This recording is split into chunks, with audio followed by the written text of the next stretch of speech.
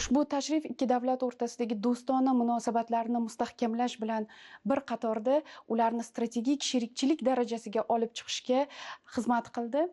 O'zbekiston va Pokiston o'rtasidagi munosabatlar bugun shunchaki diplomatik muloqot bilan cheklanib qolmayapti. Ular aniq iqtisodiy manfaatlar, mintaqaviy barqarorlik va xalqlar farovonligini ta'minlashga qaratilgan kompleks hamkorlik modeliga aylanib bormoqda.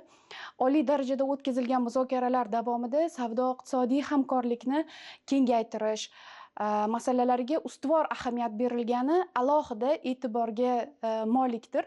Kelishuvlar va imzolangan hujjatlar xalq xo'jaligi tarmoqlariga, yangi ish o'rinlari yaratishga va tadbirkorlik faoliyatini qo'llab-quvvatlashga juda katta ta'sir ko'rsatadi. Shu ma'noda sanoat kooperatsiyasi, qishloq xo'jaligi, farmatsevtika, to'qimachilik va raqamli iqtisodiyot sohalarida qo'shma loyihalarni rivojlantirish bo'yicha erishilgan kelishuvlar ijobiy bahoga loyiq deb o'ylayman.